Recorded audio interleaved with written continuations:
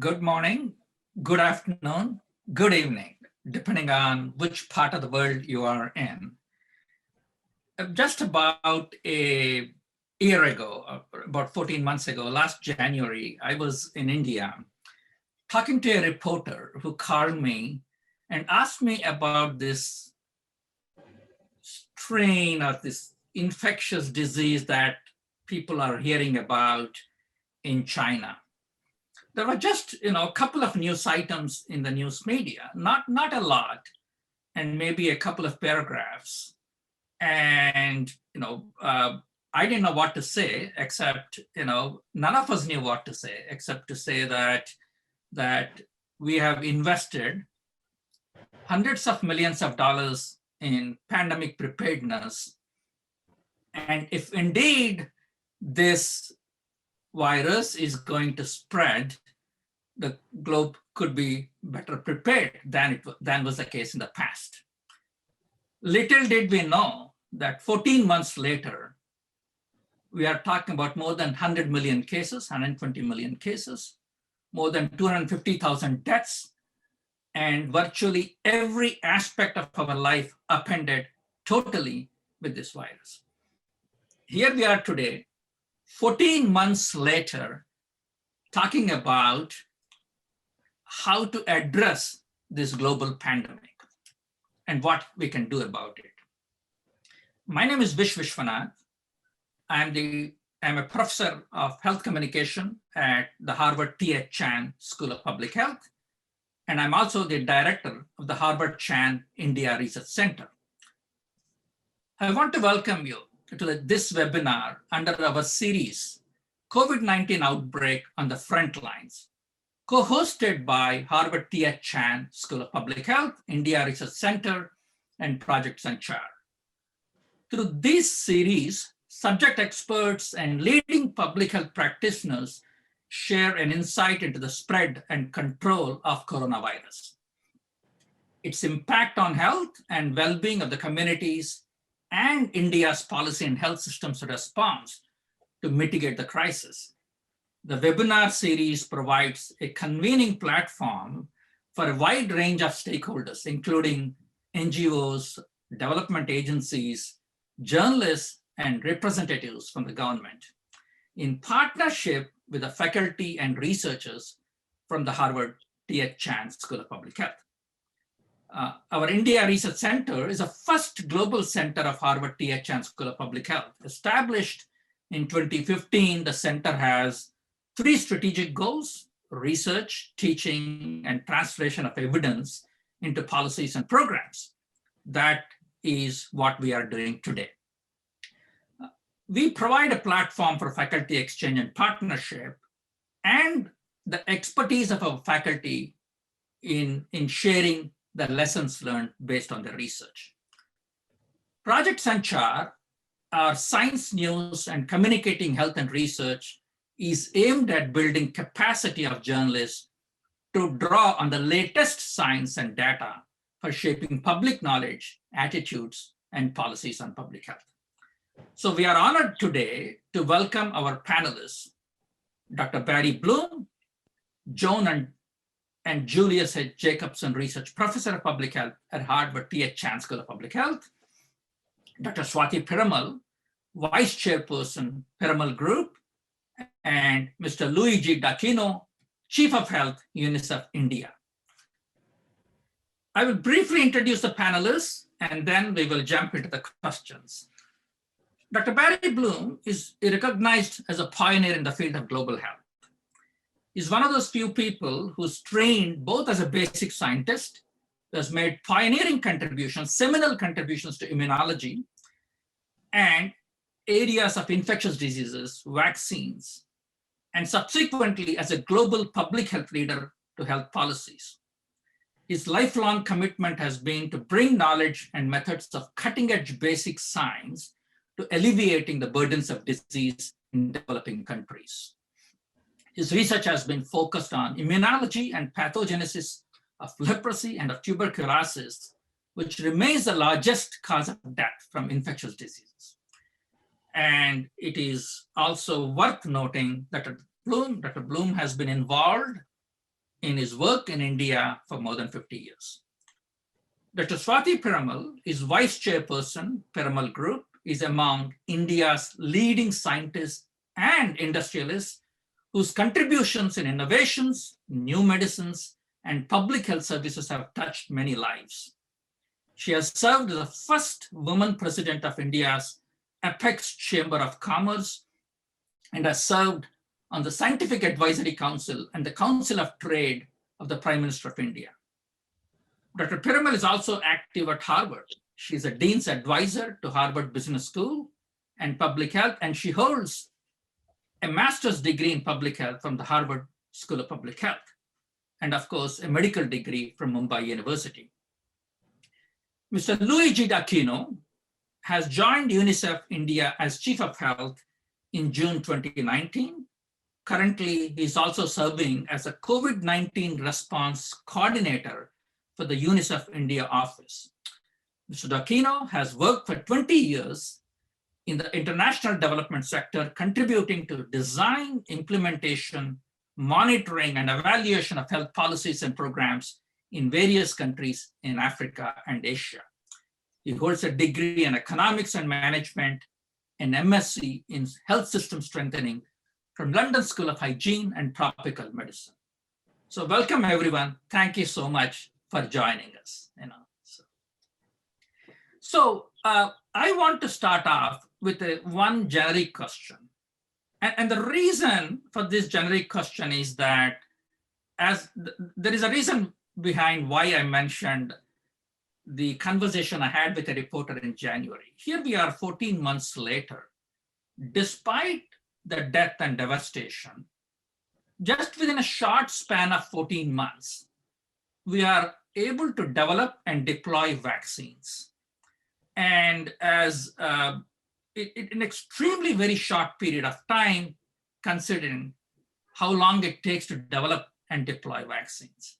And just before we went live, we began this conversation on this, notion of, whether people can appreciate how difficult it is, So I just want to start off with you, Dr. Bloom, and then maybe I'll also ask Dr. Piramal and Mr. D'Aquino this same question.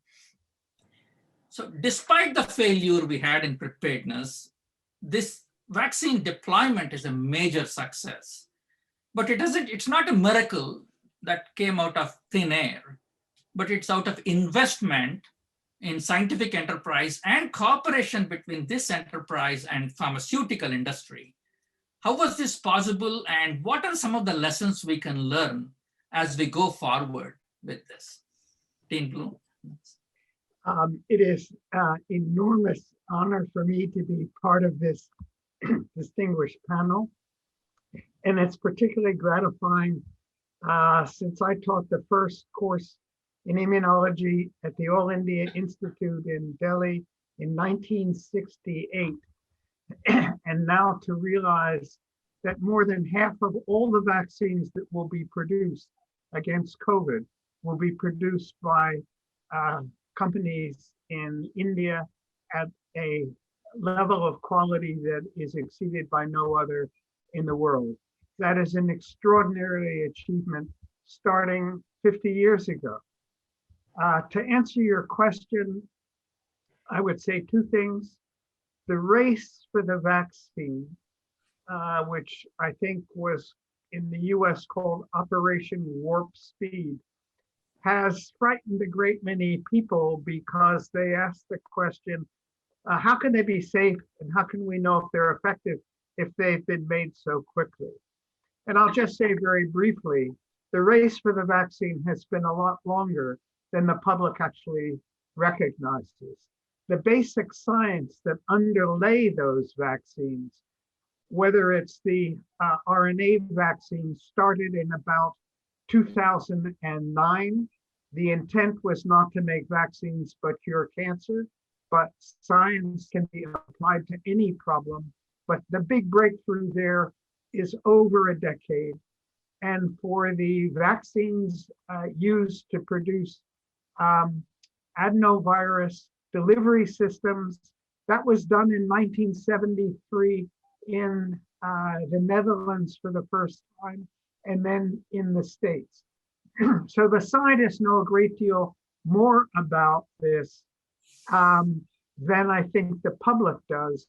And as a consequence, I think we have been able, with new technologies, genetic engineering, molecular biology, to do what it took years to do in a matter of weeks with no compromise in safety, whatever.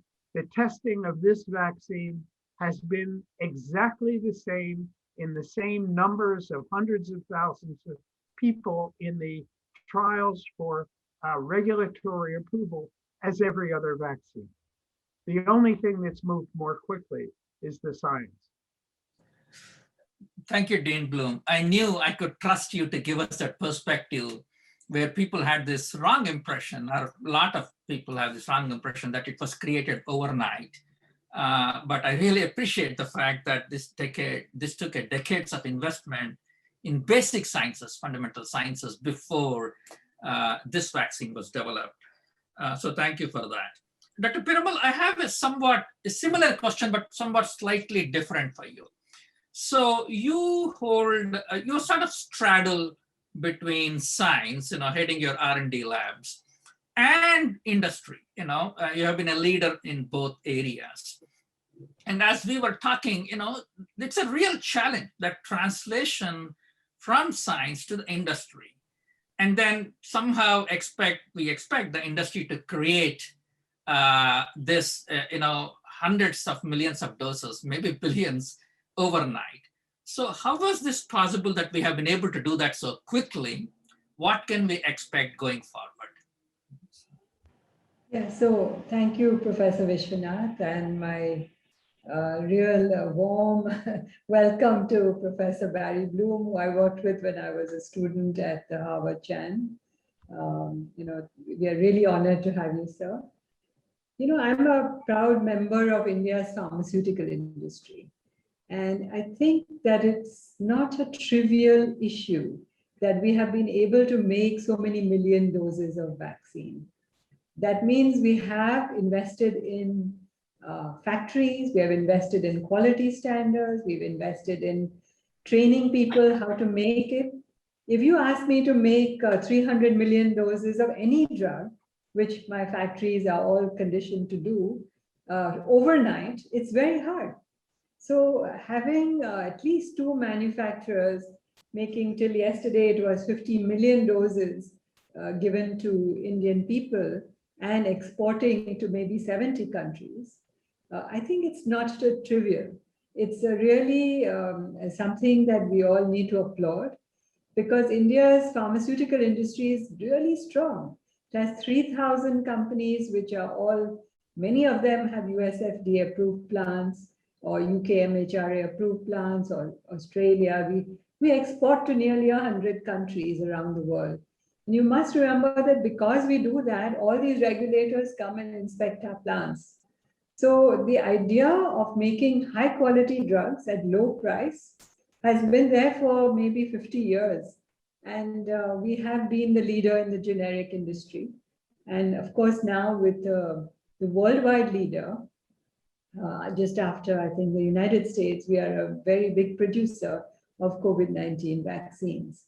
So, to make tomorrow 100 million doses, people just take it for granted that you can do a simple mathematical multiplication and say, okay, tomorrow we will just inoculate everyone. And part of the frustration that Indians feel is, why can't we get the vaccine? And why can't we get it even if you're younger? And Prime Minister Modi has done it really well. He has done it systematically in order of priorities. And we must have some empathy with the manufacturers. They are working day and night to make really good standard of vaccines in India. Thank you, Dr. Piramal.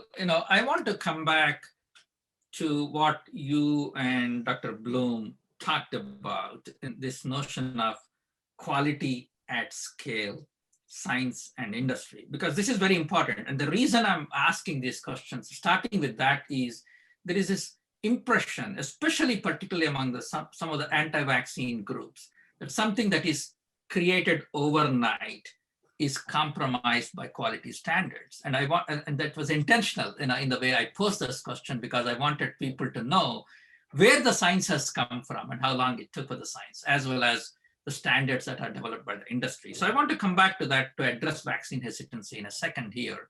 But I want to go to Mr. Luigi D'Aquino. So the United Nations has played a very critical role in this, right? We have great scientists and policy leaders like Dean Bloom. We have manufacturers and scientists like Dr. Piramal. But then this last mile issue of actually getting into people's arms, particularly in low and middle income countries, and the United Nations and UNICEF has played a great role. So from your perspective, tell us what you think has worked so well. Why did it work so well, and what can we learn from it?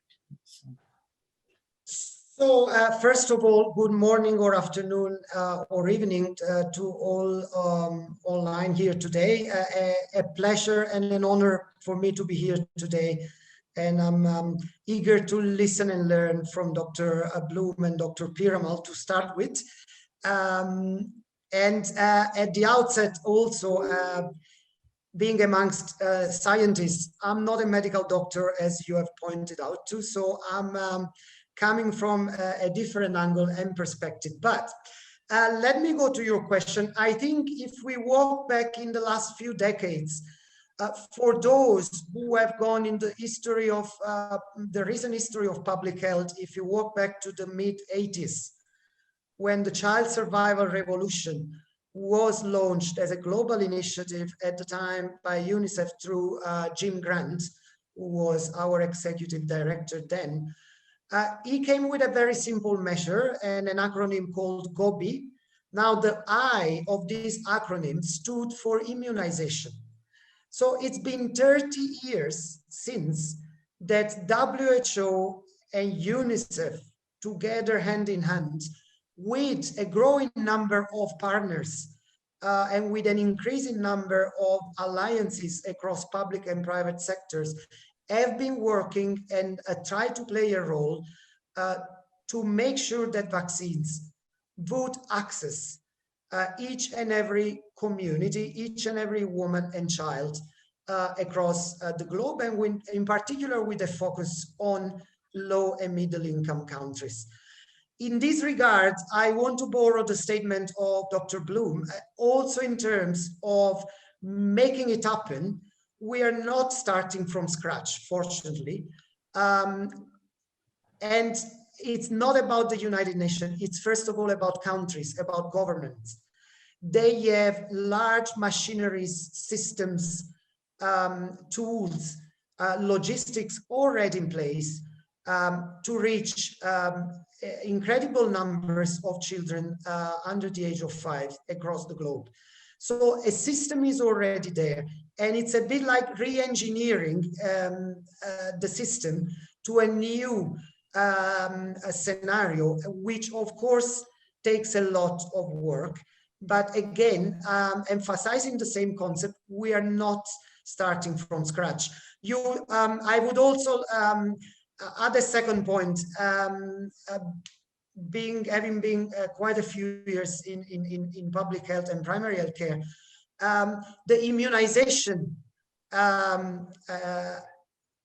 group or area of work within the public health in many countries is the smart kid on the block. I always criticize them because they tend to run parallelly and run their own Ministry of Immunization as a parallel system. But I think on this occasion, we can only praise this because it's an extremely well set and organized system that is able to deliver, to measure, to provide regulations, and to follow up. If we look at where we are today, I think that there are, as of this morning, 15 products, vaccines that are under the review process for WHO emergency use authorization. And if you think of it over a 12 months, 13 months time frame, this is an amazing result. 4 of them are already have already received the EUL from WHO, and Of those, one which was being referred to is being produced and distributed across the world from India. So there is already a system. Our challenge today is to make this system adjusted in low and middle income countries to a new scenario where you don't need to reach children, you need to reach adults. The scale is, of course, much larger. The reactions, the thinking of people is different. The sides where you need to reach community, compare reaching a newborn with reaching an elderly person who maybe has limited mobility. So there are new emerging challenges every day, but we're building on the back of a structure. And I have to say, within my narration, a country like India is really showing that structure has been an amazingly success story across decades, also in terms of its universal immunization program. And starting from there, I have seen the government taking forward the whole process of design, conceptualize, planning, testing, mocking it up, dry runs, and then delivery in an extremely smart and smooth way. Thank you. So if we... One point here. Go ahead. So just for example, with UNICEF, my group has been for over 50 years supplying vitamin A to every newborn child to prevent child blindness. So this is covering the whole nation. So there is no reason why it cannot be done. And as Dr. Luigi said, we just have to re-engineer to look at more vulnerable populations, the older, the people who have comorbidities. But we've done it before, so it's not a new method that we can use. And thank you for reminding me, Dr. Luigi, that for many years, UNICEF has worked in India to prevent so many things in immunization and child blindness. So thank you for adding that. Actually, that's exactly the issue. I think, we tend to forget that the systems have been in place and the quality control has been in place. If anybody heard, if we heard your answers, the three of you, very closely, it's very clear that this is not something that happened as a miracle overnight, but there are systems built over a length of time that ensured that we have the vaccines here today. So I want to directly address the elephant in the room when we talk about vaccines, the so-called vaccine hesitancy. Of course, vaccine hesitancy is too broad and catch-all term, given that different people, get vaccination at different times for a variety of reasons. But there is a group out there working actively against it.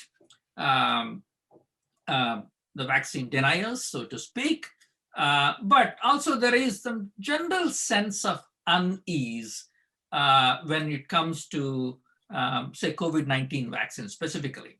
So I want to start off with you, Dean Bloom. You started off as saying, this notion of how we termed the entire thing as Operation Warp Speed. The very framing of it, Operation Warp Speed, somehow communicated that it was done compromising quality and quality control. But you have written, you have been very articulate and eloquent on this issue for many years, globally and nationally and globally. I just wanted to ask you these myths that have been pervading around issues of hesitancy, depending on the country. We have looked at many different countries. Some of them are very common. Some of them are very unique to each country. But I just wanted you to sort of talk a little bit about this notion of hesitancy, uncertainty, and how we can address it. So should we be worried? Thank you for the question. It's a really hard question because the issues of hesitancy vary from true uncertainty and quest for knowledge to militant activism opposed to any scientific intervention or any government intervention. I take a somewhat less polemical position. I think it is appropriate for people being asked to consider a new medical intervention against a new disease, to ask all the right questions and not simply take it because a person in a white coat says, we think it's good for you. And that has enormous implications for the scientific community. I think it's appropriate to say, I've taken other vaccines in the past. I've gotten a small sore arm every time I took a flu vaccine. I'd like not to have anything worse. Please, doctor, tell me how bad this is going to be. Tell me what the risks are and tell me what the benefits are. And from a scientist's point of view, I've often said the most important ingredient in any vaccine is trust. And that means when people ask genuine questions, they deserve honest and transparent answers. And that means in the case of this vaccine, what we know, it's been tested in clinical trials in over 500,000 people with no long-term adverse effects that have been associated with the vaccine.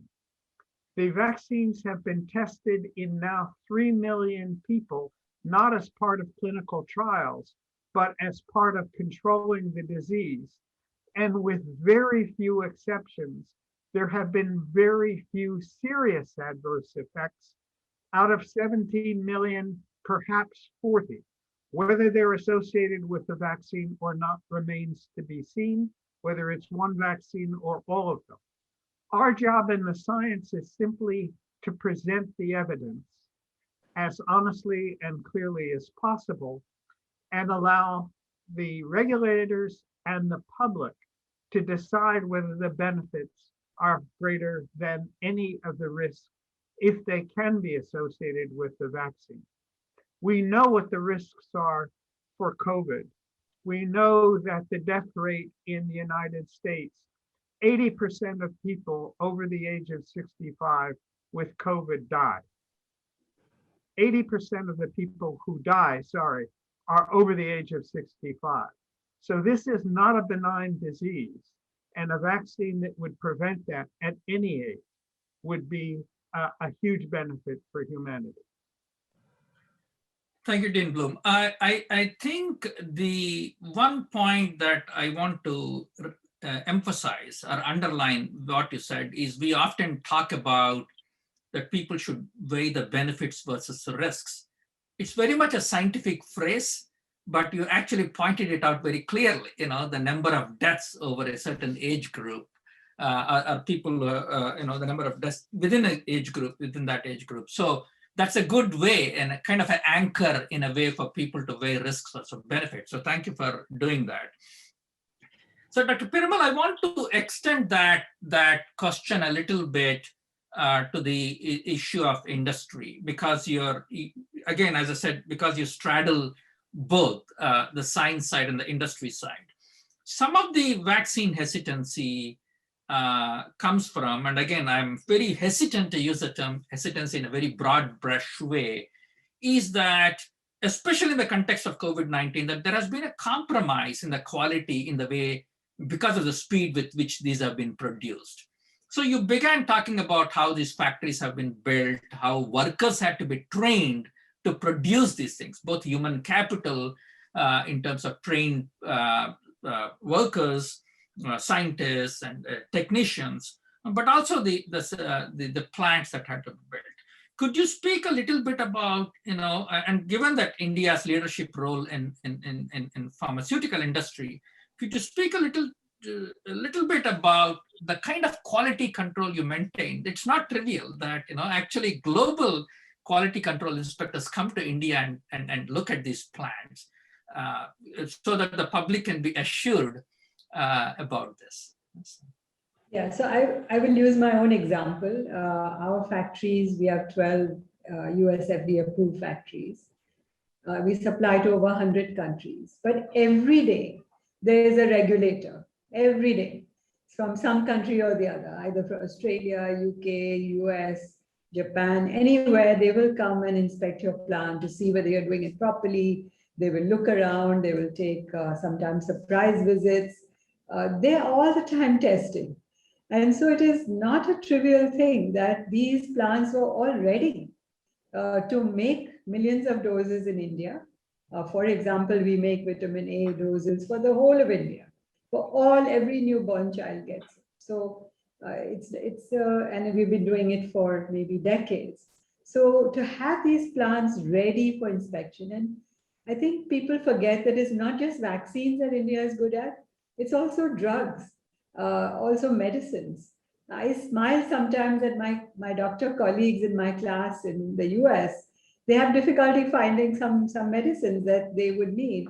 And we have it right on the shelf, very easily available. And we gave remdesivir to so many people immediately. So it's both looking at vaccines and medicines together. India is a powerhouse. And our quality is amazingly good. In fact, if you ask me that, why then, I mean, this maybe is just a surmise, and please take it as just a guess. We don't have all these clots in India because of the very high quality standards. Now, sometimes in Europe and others, there are small biotech companies making it. And in the past, in one case, in one of my plants, a generic company tried to make a biological, and they had dirty protein sitting over there because it was a flaw in manufacturing. A very famous case of even J&J making one GM-CSF drug in one plant and then the other causing this immunogenicity is very, very well known. So manufacturing is not trivial, and doing it at high quality and at scale and to send it all over India, not trivial. And I think I really applaud both the Indian government for this immense support. The Prime Minister actually visited 3 of the plants, and he and others had very clear messages. Himself, he took a vaccine. I think there was no mismanagement of the idea of the message. It was so clear, so straight. We make the best vaccines. We make the best quality. We advise people to take it. I've taken it myself. So I think those were really helped India, will help India. Today we are up to 50 million, and they have said we are going to 300. Just think of that. It's 10 times what we are already producing. And to make it so quickly in a few months, that is an enormous task, and I'm sure that it will get done. Thank you. I think I hear complaints about the vaccine rollout. I think Dean Bloom can vouch for me what we are going through in Massachusetts right now. But it's not easy. That's what I wanted to communicate. Every country is struggling, except I think Israel has vaccinated most people.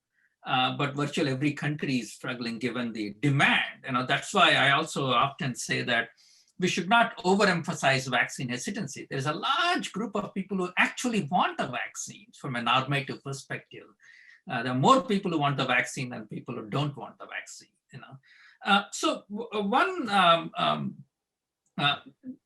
Mr. Luigi, do you want to speak a little bit about hesitancy and what UNICEF has been doing? You have been doing this across the globe for many decades now.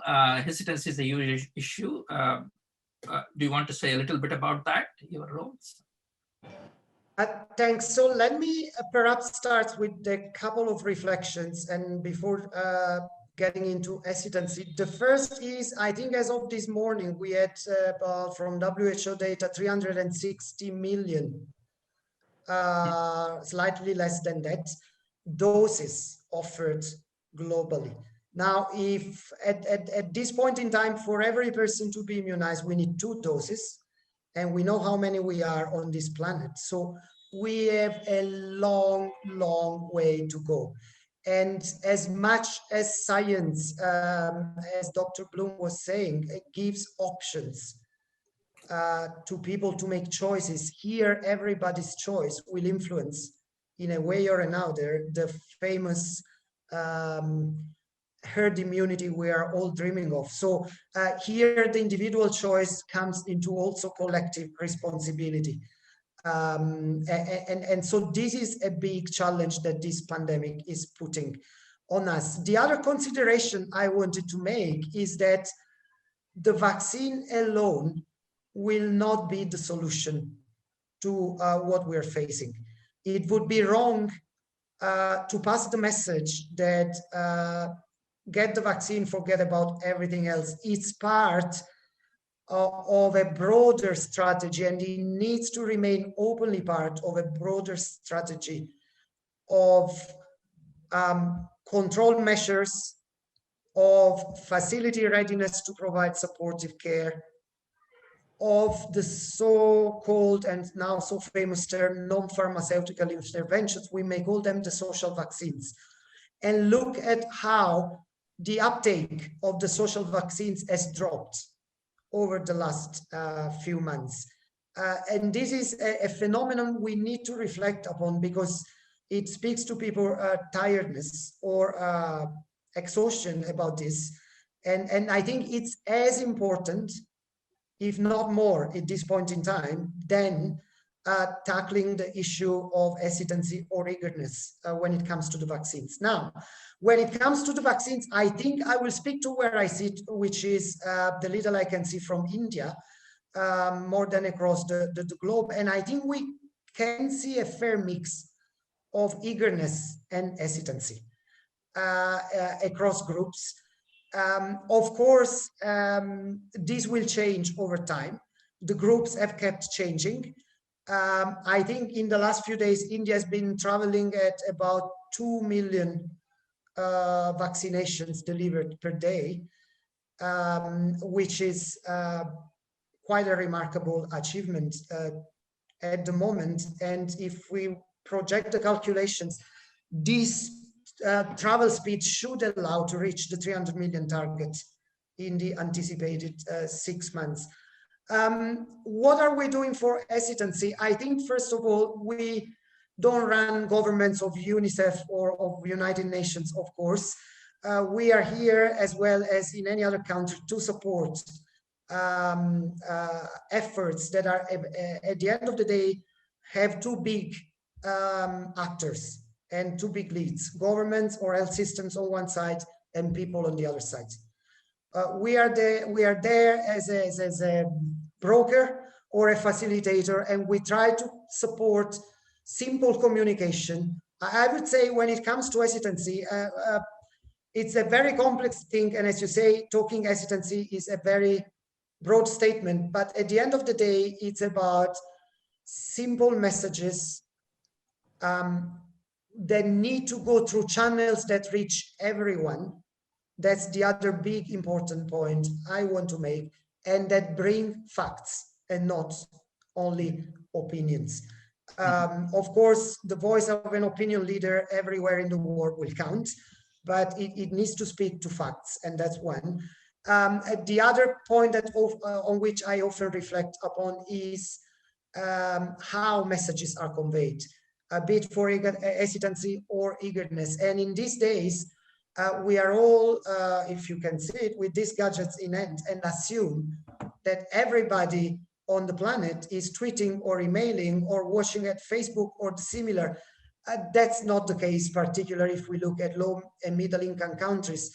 The digital divide is something that, when it comes to communication, cannot and should not be ignored, be to address hesitancy or be to address eagerness. The last point to make is, again, we are learning, and I think at a decent speed, but we are talking for the first time ever to a different target group.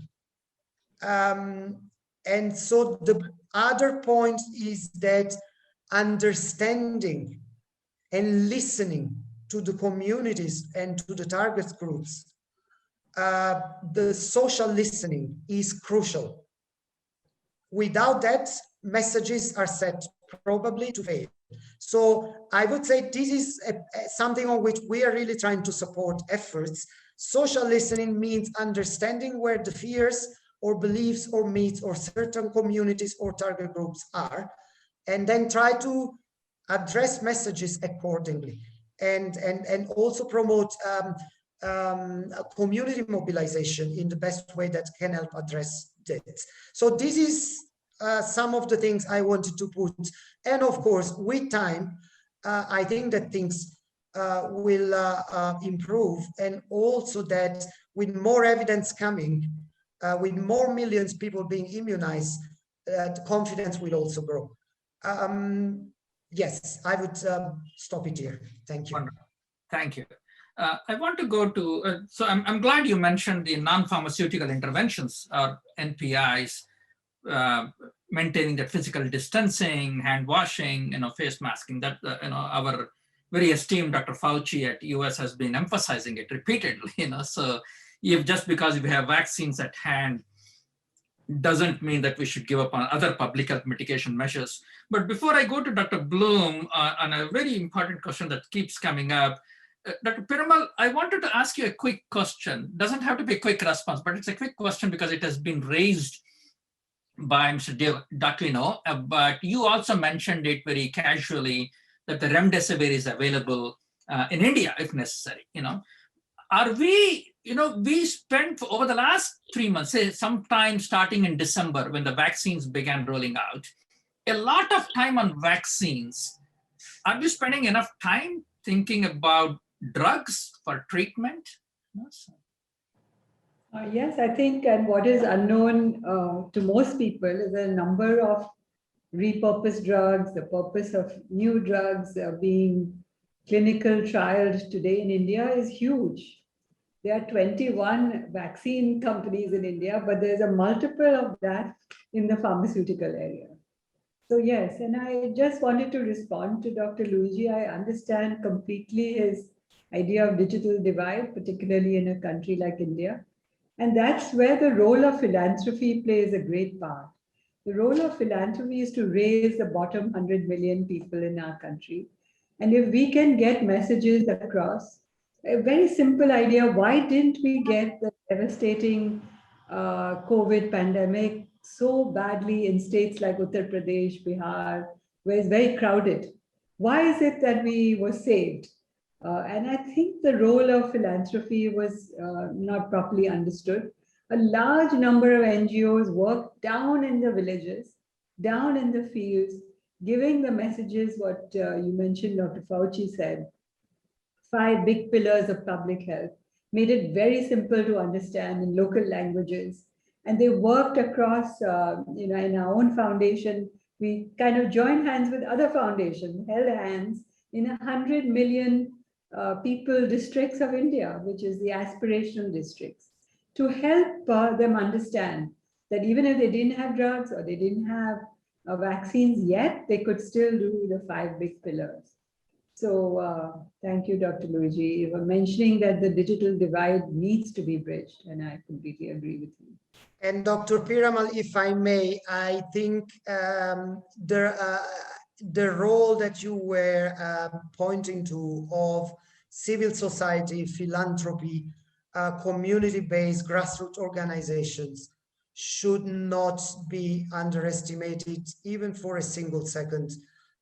Starting from the AAAs, famous AAAs that in India, door to door, provide messages to each and every small group that has been mobilized through the support that collectively has been brought together. And that's really where the door-to-door is happening, and will hopefully continue happening. I fully agree with you. That has been an amazing effort and achievement all in all. Thanks for raising that. Thank you. I think the role of community and community participation is often not emphasized enough in this. And so I'm glad that it has come up. And we might come back to it. We have questions coming up at some speed in the chat room. But before I do that, I do have a question for Dr. Bloom, and then it would be great if Dr. Piramal and Mr. D'Aquino can weigh in too. So Barry, we keep hearing these things. So we have, depending on the count and the number of countries, about 10 vaccines, 9 or 10, and we have several under authorization or review, and we have several more under phase 3 clinical trials, which means we may have more of them. And right now we have a shortage in the sense more people want it than we can supply, but pretty soon, we will have more than one vaccine available. In the US, already we have about 3 of them. In India, there are already 2. In Europe and other places, there are 3 or 4. And then if you count the Russian vaccines, Sputnik, and Chinese vaccines, there are many more. So so I have 2 questions, I think, around that for you. So, and you have written about these 2. So one is, we keep hearing about these efficacy rates. One, vaccine A has an efficacy rate of 60%. Vaccine B has an efficacy rate of 75%. Therefore, I prefer vaccine B rather than vaccine A. Is that a good way to compare it? What would you suggest when people start thinking about it? Because if I get a vaccine at a 65% efficacy rate, somehow I'm getting a lower quality vaccine. That's the perception that's being fostered. What would you say, and as a regular citizen, what do these efficacy rates mean? And what should I do if I'm offered these vaccines? Thank you, Vish. If I may, I would like to build on something that Dr. Firamel and Dr. Aquino said a little while ago. In many respects, the science is the easiest part of protecting the world against an infectious disease. When we do our work, we can write a paper, and the science in that paper can be followed in any laboratory in the world, and the data can be checked, and we can verify it everywhere in the world.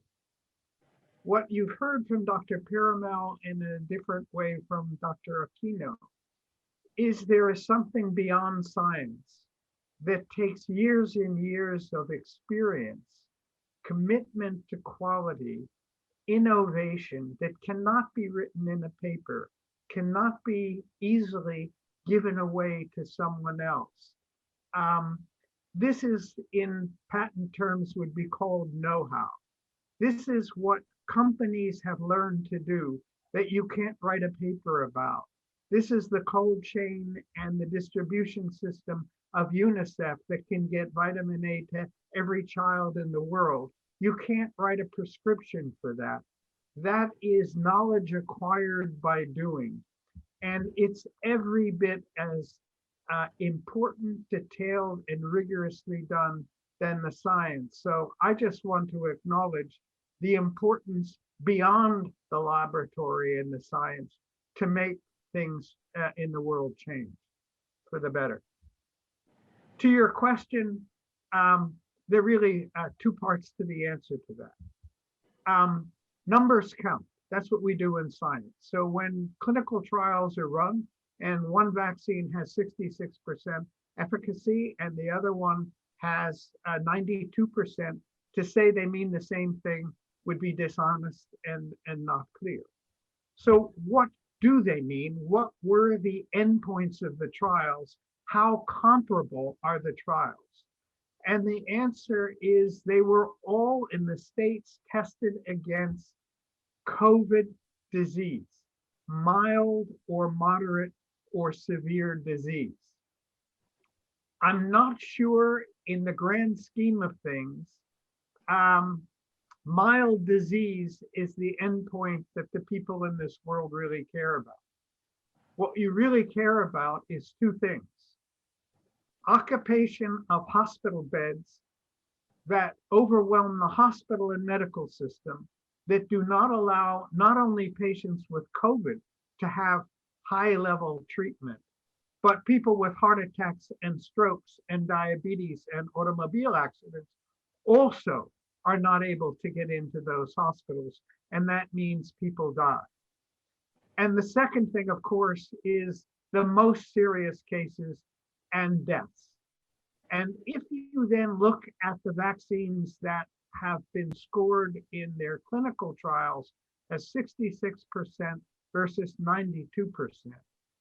From a public health point of view, the fact is that they have all reduced hospitalizations. They have all reduced serious illness. And in none of the trials did anybody die in the vaccine group where there were deaths in the placebo group. And that's the parameter that counts. I mentioned that they're all done in different places at different times. The 92% vaccines were done at a time when there were not variants or mutants of the virus that we now know are much tougher for vaccines to work on. So it's not fair to compare a vaccine done early on with the latest vaccines, which are being tested in, let's say, South Africa, which has a very, very serious new mutant, or England, which mutant is traveling all over Europe, will soon get to India and is in the States now. So the challenge with the vaccines is, can we keep up with the ability of the virus to escape everything we throw in its way? So Dean, if that is the case, so there is this kind of a evolving science, right? You know, the science is changing because the disease is changing. And of course, I think the vaccines have been made at a certain point in time. I'm assuming that we will have, some variants of these developments within these vaccines, which will address some of these variants. We are also talking about booster shots potentially down the line. The question that comes up, and whenever I go out and talk about vaccine hesitancy too, we also talk about vaccine equity, but also in terms of decision making. If I am a regular citizen who may or may not be following the kind of a fine-grained analysis you just gave us, what are the criteria? How should I make a decision? If I'm offered 2 vaccines or 3 vaccines, now I'm looking at a New York Times piece here where the vaccine tracker program, there are almost 10 I can count off the top of my head, from the 2 mRNA vaccines to the 2 to the variety of vaccines offered by China, Russia, Sputnik, and of course, AstraZeneca. What are the decisions criteria I should use when I have the choice? How do I pick one over the other, or is that irrelevant or immaterial? I'm not sure that choice, given the shortage of vaccines and the demand, is an appropriate criterion at this point. What I would say is the criteria for emergency use requires that vaccines protect better than 50%. That's about as good as the influenza vaccine that we use now. So it would not be approved for public use if any new vaccine was not found to be safe in trials, provided the data were made available publicly.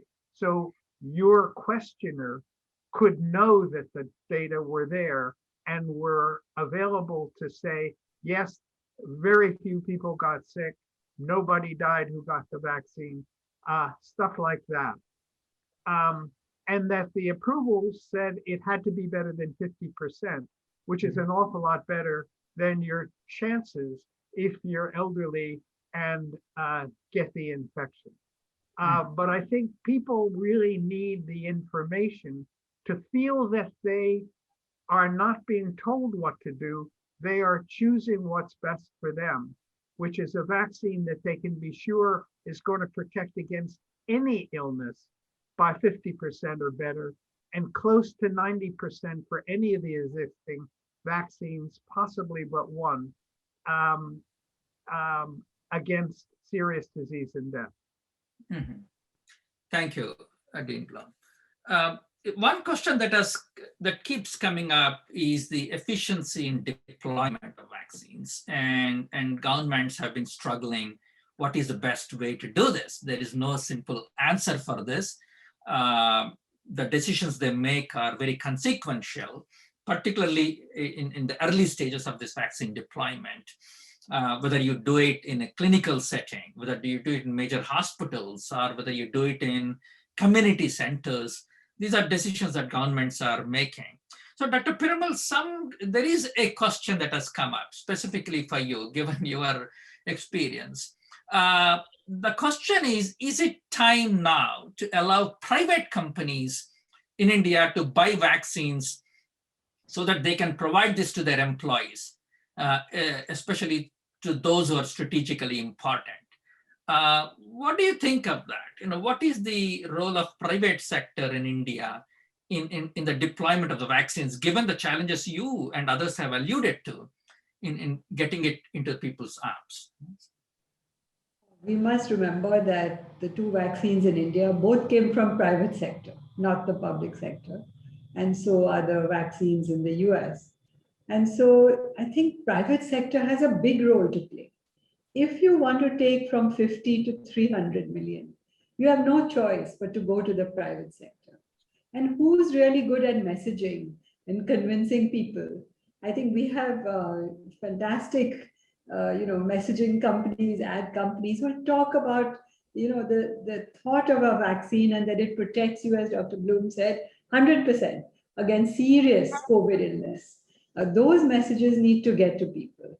Almost every day I get calls from people saying, should I take the vaccine? Should my mother take the vaccine? We have cancer in the family. Should we take the vaccine? Some of those answers even I can't give them. But I think the private sector getting involved in, first of all, in messaging, second in delivery, is the only way we can scale up. India actually moved from private sector public health from public healthcare to private healthcare over the last 70 years. Today, it's like 80% private and 20% public. We can't ignore this number. We have to use them to deploy and go up very fast to 300 million. And indeed, companies should do what they really can help the effort. They can pay for their employees, get them in the offices, and as quickly as we can, get back to work, get the economy on the rails. And I think that would be the biggest benefit of all, if we can get private sector involved in everything. Delivery, messaging, information.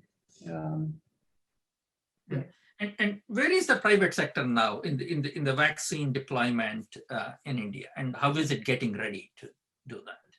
No, right now it's completely controlled by the government. Mm-hmm. And I think he was right to do that because it first gave the priority to doctors and frontline people, and to the elderly next. Mm-hmm. But now when we want to scale, how should we do it?